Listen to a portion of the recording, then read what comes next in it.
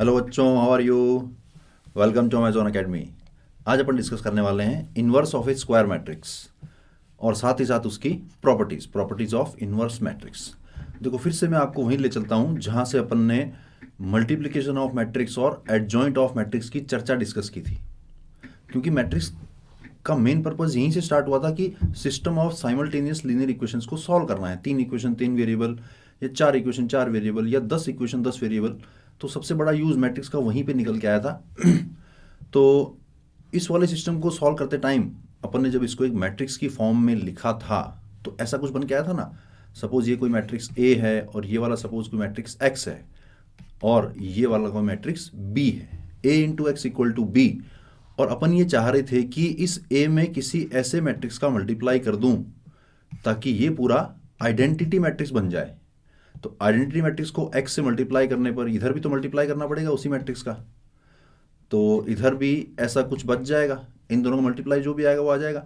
और आइडेंटिटी को एक्स से मल्टीप्लाई करने पर सिर्फ एक्स बच जाएगा और इधर जो भी मैट्रिक्स बनने वाला है वहां से एक्स वाई और जेड की वैल्यू आ जाएगी।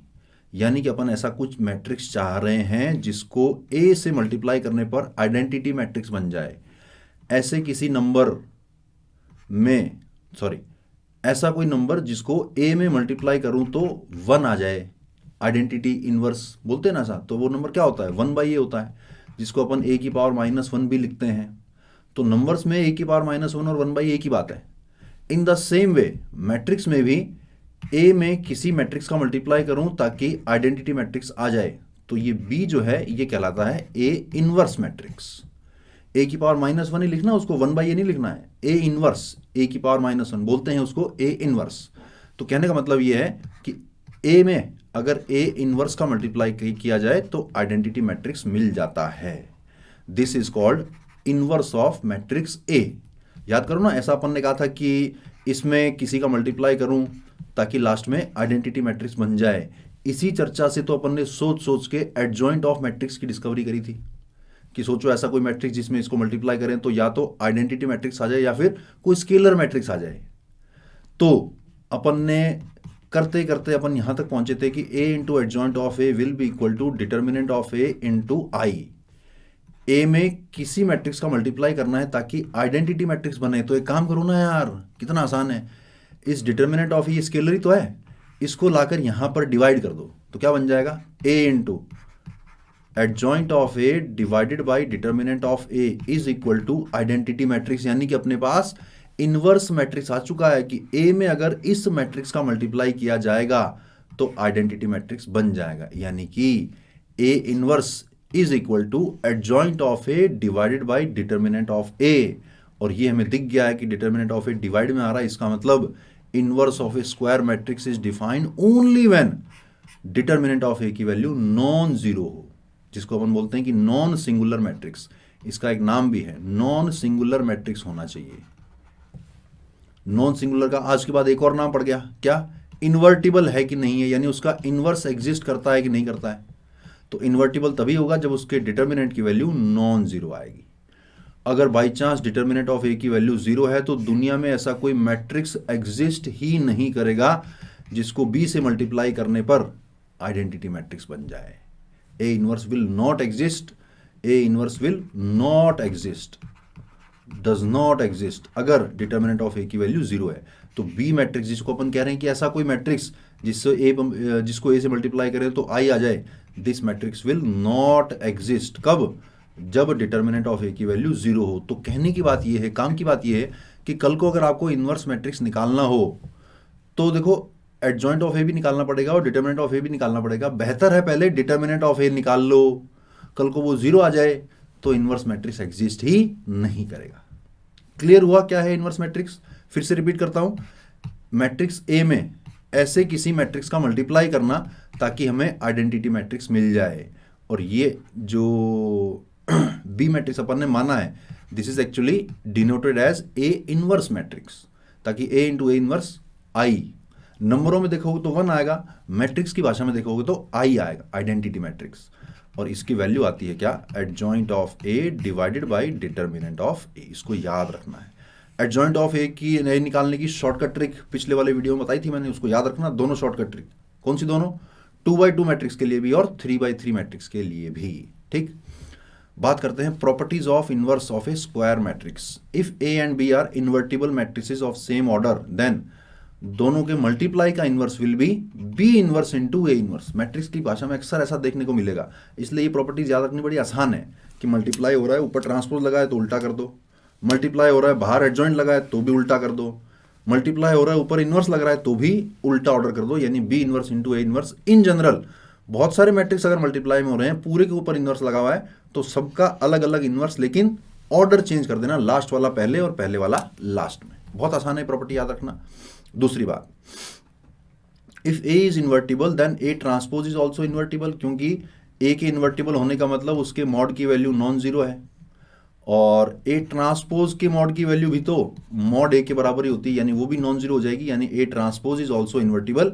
एंड ए ट्रांसपोज का इनवर्स निकालने की जरूरत नहीं है, आपने जो ए का इनवर्स निकाला होगा उसी का ट्रांसपोज कर देना, वो ए इनवर्स का भी, ए ट्रांसपोज का भी इनवर्स निकल जाएगा।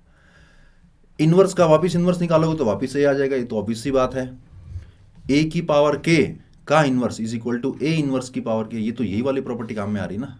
ए की पावर के का मतलब ए मल्टीप्लाई हो रहा है बहुत सी बार, पूरे के ऊपर इनवर्स अगर लगा हुआ है तो सबका इनवर्स हो जाएगा, लेकिन ऑर्डर उल्टा हो जाएगा। ऑर्डर उल्टा होने से फर्क पड़ ही नहीं रहा क्योंकि सारे के सारे ए ही हैं, यानी कि ये ए इनवर्स की होल पावर के बन गया। सिंपल है। ए इनवर्स का डिटर्मिनेंट अगर निकालोगे तो वो डिटर्मिनेंट ऑफ ए की पावर -1 या एल्जेब्रिकली कहूं तो 1 अपॉन डिटर्मिनेंट ऑफ ए आएगा। ये वाली पावर -1 सर आपने ये तो ये लिख दिया, अरे मेरे भाई ए इनवर्स और मॉड ए का इनवर्स दोनों में फर्क है, ये तो स्केलर है यार, ये तो नंबर है, इसके ऊपर अगर पावर -1 लगी है तो ये तो डिनोमिनेटर में जा सकता है, स्केलर है ये। के times A inverse will B A inverse divided by के, इसको याद रखना बड़ा आसान कि के टाइम्स ए इनवर्स, याद रखने के लिए इसको के इनवर्स इंटू ए इनवर्स लिख लो, और के इनवर्स तो स्केलर है यानी कि ये 1/k इंटू ए इनवर्स हो जाएगा। और देखो अगर कोई डायगोनल मैट्रिक्स है तो उसका इनवर्स निकालने के लिए बिल्कुल भी जद्दोजहद नहीं करनी पड़ती है, डायरेक्टली जो डायगोनल मैट्रिक्स के एलिमेंट्स हैं उन्हीं का रेसिप्रोकल करना और कुछ नहीं करना। कितना आसान है। छोटा सा एग्जांपल देखो, जैसे 2 0 0 2 डायगोनल मैट्रिक्स है ना, तो कुछ नहीं करना है, इसको 1/2 0 0 और 1/2 से मल्टीप्लाई कर दो, अपने आप आइडेंटिटी मैट्रिक्स आ जाएगा। तो डायगोनल मैट्रिक्स कल को आपके सामने आए तो उसका इनवर्स निकालना बड़ा ही आसान, जो भी डायगोनल के एलिमेंट्स हैं उनका रेसिप्रोकल करना है और कुछ नहीं। Last very important property, if A is non singular matrix then A B is equal to A C will imply B should be equal to C. Generally अपन ने कहा था कि ए इंटू बी करने पर पता नहीं क्या आएगा और ए इंटू सी करने पर पता नहीं क्या आएगा, बाई चांस दोनों अगर बराबर भी आए तो ए और ए कैंसिल नहीं होगा, ये बात अपन कर चुके हैं मल्टीप्लिकेशन ऑफ मैट्रिक्स में। लेकिन अगर ए है इन्वर्टिबल तो क्या होगा, A B is equal to A C है ना, ए इन्वर्टिबल है तो ए इनवर्स से मैंने प्री मल्टीप्लाई कर दिया तो बन गया A inverse into A into B, यहां भी आ गया A inverse into A into C, A inverse into A I, I into B B, ये भी आई बन गया, आई इंटू सी सी बन गया। तो A B is equal to A C से बी इक्वल टू सी कहा जा सकता है only when A is non singular matrix या ए इज इन्वर्टिबल मैट्रिक्स, उसका इनवर्स एग्जिस्ट करता हो या डिटर्मिनेंट ऑफ ए की वैल्यू नॉन जीरो आती हो। तो A B equal to A सी में आप ए और ए को कैंसिल कर सकते हो, लेकिन वो कैंसिल मन में ही करना है, ऐसे यूं कांटा मत मारना उसके ऊपर कि ए और ए कैंसिल हो गया ना, ऐसा करना गलत हो जाएगा। सीधा ये कह सकते हो कि A B is equal to A C है, which means B is equal to C हो जाएगा if A is invertible matrix. In the same way B A equal to C A लिखा हुआ है, तो B A equal to C A में अगर A invertible है तो मैंने ए इनवर्स का पोस्ट मल्टीप्लाई किया, यहां पे देखो प्री मल्टीप्लाई किया था ए इनवर्स का, अब मैं ए इनवर्स का पोस्ट मल्टीप्लाई कर दूं तो b into A inverse is equal to C into A inverse, तो ये वाला i बन गया तो बचा b और ये वाला भी i बन गया तो बचा c। बड़ी काम की प्रॉपर्टी है, ध्यान में रखना है इसको। क्वेश्चन देखें जरा, let p and q are 3x3 size matrices with p not equal to q। ठीक है, if p cube is equal to q cube and p square q is equal to q square p, then determinant of p square plus q square is equal to. चलो देखते हैं जरा क्या given है अपन को। अपन को गिवन है p cube is equal to q cube, और गिवन है P square Q is equal to Q square P square plus Q square create करना है, तो कोई आइडिया नहीं आ रहा है, लेकिन हाँ ये जरूर दिख रहा है कि यहाँ पे पी स्क्वायर है, यहाँ पे पी क्यूब है। अगर मैं सब्ट्रैक्ट कर दूँ तो कुछ कॉमन निकल जाएगा। कॉमन निकलना हमें बड़ा अच्छा लगता है, हमेशा अच्छा लगता है, चाहे डिटर्मिनेंट हो, चाहे कोई इक्वेशन सॉल्व कर रहे हो, चाहे फैक्टराइज कर रहे हो, कॉमन जब भी कुछ निकलता है तो हमें बड़ा अच्छा लगता है। तो अपन सब्ट्रैक्ट कर देते हैं इसको तो बन जाएगा P cube minus P square Q is equal to Q cube minus Q square P square common निकला तो बचा p माइनस क्यू, यहां से क्यू स्क्वायर कॉमन निकला तो बचा q माइनस पी। अच्छा, अब तो p माइनस क्यू भी कॉमन निकल सकता है, तो इसको लेफ्ट में ले आते हैं, बन गया p square into P minus Q minus Q square into Q minus P, this is equal to O यानी कि नल मैट्रिक्स। ठीक है भैया, तो p माइनस क्यू क्यों ना यहां भी क्रिएट कर लिया जाए, कैसे, माइनस का मल्टीप्लाई करके, माइनस बाहर निकाल लेता हूं, तो बन गया P square into P minus Q plus में आ गया Q square into P minus Q, this should be equal to null matrix. अब इसको p minus Q into P square plus Q square मत लिख देना, क्यों, गड़बड़ हो जाएगा। प्री मल्टीप्लाई पोस्ट मल्टीप्लाई का ध्यान रखना। इस पर्टिकुलर क्वेश्चन में हो सकता है फर्क ना पड़ा हो, लेकिन इस तरह की बातों का ध्यान रखना कि जो कॉमन निकाल रहे हो वो प्री मल्टीप्लाई में था या पोस्ट मल्टीप्लाई में था। यहां पर p minus Q post multiply में है, तो P square plus Q square पहले लिखा अपन ने और p minus Q post multiply में लिखा, दिस इज इक्वल टू 0। अब P square plus Q square create तो हो गया है, निकालनी उसकी डिटर्मिनेंट की वैल्यू है, तो क्यों ना दोनों तरफ डिटर्मिनेंट ले लिया जाए। ये पूरा कोई मैट्रिक्स है, ये भी पूरा कोई मैट्रिक्स है, दोनों तरफ डिटर्मिनेंट लिया अगर मैंने, तो क्या बन रहा है, दोनों का अलग अलग डिटर्मिनेंट बन जाएगा, यानी कि P square plus Q square का determinant multiplied by P minus Q का determinant, this is equal to 0। अब ये दो स्केलर है मल्टीप्लाई में, दो स्केलर अगर हैं x into Y equal to 0, तो दोनों में से किसी एटलीस्ट वन को 0 होना पड़ेगा। हो सकता है ये वाला 0 हो रहा हो सकता है ये वाला 0 हो रहा हो, लेकिन एक काम की बात कि अगर P square plus Q square का डिटर्मिनेंट नॉन जीरो है तो P square plus Q square invertible matrix हो जाएगा। उससे क्या होगा सर, इन्वर्टिबल होने से क्या होगा, देखो मैं दिखाता हूं क्या होगा। P square plus Q square अगर इन्वर्टिबल हो गया तो इस वाली इक्वेशन में क्या कर रहा हूं मैं P square plus Q square के इनवर्स से मल्टीप्लाई कर रहा हूं। अपने पास था P square plus Q square multiply में P minus Q, this is equal to null matrix this is equal to null matrix, और इस पूरी इक्वेशन को मैं मल्टीप्लाई कर रहा हूं P square plus Q square पूरे के इनवर्स से मल्टीप्लाई कर रहा हूं, पूरे के इनवर्स से मल्टीप्लाई कर रहा हूं। मल्टीप्लाई करने पर क्या हुआ, ये तो बन गया आइडेंटिटी मैट्रिक्स, बचा p माइनस क्यू, तो बच गया p minus Q is equal to null matrix से मल्टीप्लाई करोगे तो नल मैट्रिक्स ही तो आएगा। यहां से रिजल्ट निकल के आ रहा है p is equal to Q, which is not correct. Given है क्वेश्चन में p is not equal to Q, यानी कि हमने जो इफ वाला स्टेटमेंट अज्यूम किया था अगर वो सही होता तो उससे जो रिजल्ट निकल के आ रहा है वो रॉन्ग है। इसका मतलब जो हमने अज्यूम किया था वो रॉन्ग है।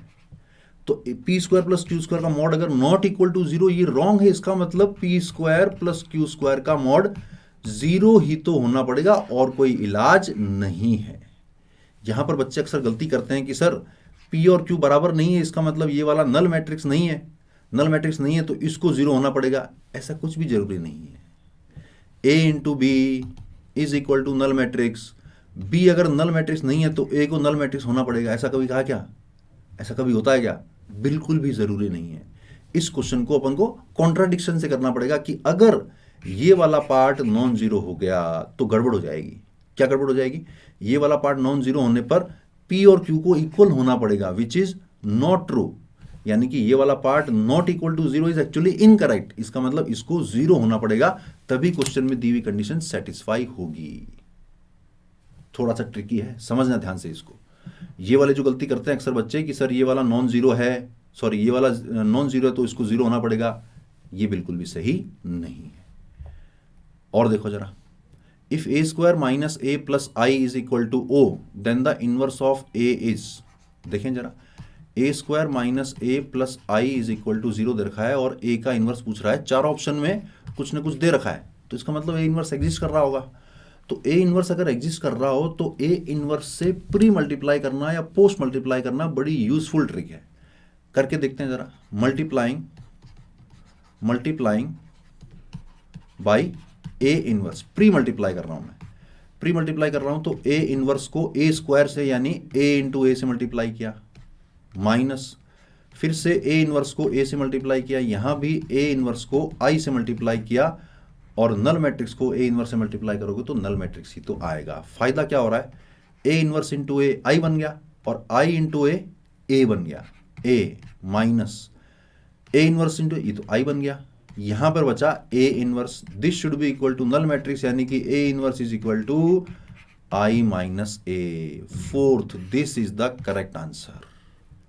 ये था इनवर्स ऑफ ए मैट्रिक्स कैसे निकलता है adjoint of A divided by determinant of A, यानी कि डिटर्मिनेंट ऑफ ए अगर 0 हो रहा हो तो इनवर्स एग्जिस्ट नहीं करेगा। यूज क्या है, यूज मैंने आपको बताया वही सिस्टम ऑफ लीनियर इक्वेशन में जो ax इक्वल टू बी था, जो स्टार्टिंग में इक्वेशंस को अपन मैट्रिक्स फॉर्म में एक्सप्रेस जब करते हैं तो अपन चाहते हैं कि यहां पर ऐसा कोई मैट्रिक्स मिल जाए ताकि इनको मल्टीप्लाई करने पर आई आ जाए तो डायरेक्टली मेरी एक्स की value A inverse into B के बराबर आ जाएगी। Clear? Thank you for watching this video. Happy learning. For detailed videos, daily practice problems and live chat, visit academy.amazon.in or download the app.